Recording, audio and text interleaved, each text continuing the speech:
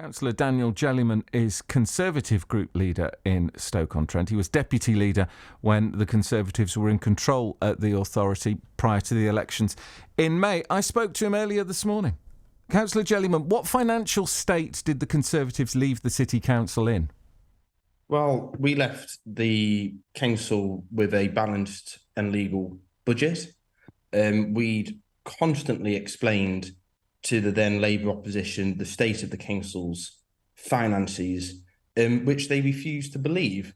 So it's, no real surprise to us about the state of the council's finances, because there are significant pressures in children's and adults, but that doesn't mean you should, in the words of Councillor Ashworth, turn off the lights and go home. They've only been in power for just over 100 days and they're already giving up. There's a number of measures that they can take which would reduce that budget gap and make the council far more sustainable in the long term. How would you do it differently? Well, the first thing is you've not got to panic. And that's exactly what the Labour Council has done. They've come into office. They now believe the state of the council's finances and they've panicked. Instead, what they should be doing is looking at the three areas of the overspend. That's council staff, children's services and adult social care. And just taking each one of those in turn, the first thing we would do would be to reform terms and conditions of council staff. That's not changing the pay, because the pay is set nationally, but it's changing a number of perks that Stoke still pays to their staff when other councils got rid of them 10, 12 years ago. That in itself would generate £1 million in 1 year, which each year would grow. So next year would be 2 million, the year after be 3 million, and so on. That would just be a first phase. If they did 2 phases, and the plans are there because they were plans that we wanted to do, but we were defeated on in 2020 when the budget almost didn't pass, they could very easily close half the gap they're facing with just terms and conditions. Then on adult social care and children in care, they need radical transformation of the service. We've spent the past 4 years getting both services into a good place. You'll know children's services were rated inadequate back in 2019. It's now rated, I believe, required improvement to good. So it's gone up a notch. Now's the time to start doing transformation. You couldn't do transformation when you're trying to make the services better.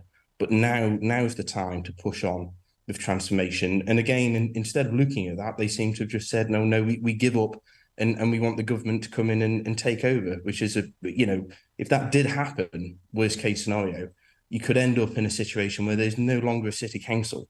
The government could abolish the council and merge us in with Staffordshire. And I think that would be a really bad deal for Stoke-on-Trent. Asking the government for more money, though, given that the City Council has lost £250 million in central government funding over the last 10 years, it's something I had conversations with the former leader of the council, Abby Brown, regularly on this programme about. Should central government give local councils more?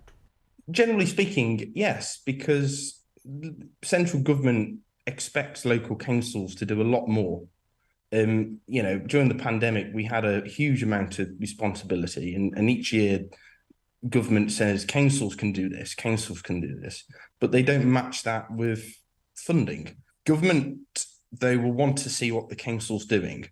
And when the council's basically saying, well, we're not going to look at transformation of these services and we're not going to reform terms and conditions for staff, then the government's going to have very little sympathy for us.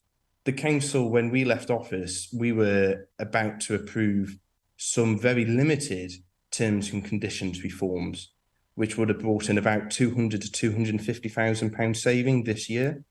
The Labour administration stopped it. One of the very first things they've done is stop that. What kind of changes to terms and conditions were you looking at then? So some of the limited ones is council staff, if they work between 8 p.m. and 10 p.m, get an additional supplement, even if it's part of their working hours.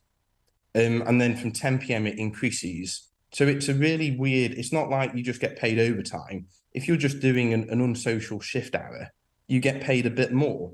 Well, the private sector doesn't really do that. Another local authorities don't do that. Where do you think the city is? And I put this point to Councillor Ashworth yesterday on the projects that were started under your administration, and you were responsible for these kind of things in your cabinet position, and you were deputy leader at the time of the city council. Things like Etruscan Square, things like the still two cranes just off the A500, for example, doing the works down there in Stoke, Tunstall Baths and so on. These projects that were part of the manifesto and part of the pledge from the Conservatives before the election to get these things done as part of levelling up. Where do you think they now stand? Well, the goods yard off the A500 is continuing. I've been told it's ahead of schedule, which is good. Why that's important, by the way, is because we need to have suitable homes and residencies for graduates and people that want to stay in Stoke-on-Trent. One of the greatest problems we've got as a city is a brain drain to Manchester and Birmingham because we don't have nice, good, decent, modern places for young people to live. So things like the goods yard and clay works up at Hanley, really important to retain people in the city. I believe Tunstall's progressing. There's a question over Spode, but I'm sure that will be ironed out. And I think Etruscan Square, they're still looking at private sector developers to come on board. The risk with the city council now talking about bankruptcy, the Labour administration said we might go bump in 2 years' time. So they've started to scare private investors away, because if you are a private investor, why would you want to invest in a city where in 2 years the current council's saying we might not be here? So it's absolutely damaging to the city's reputation and to chances of getting projects like Etruscan Square away, which need private sector money.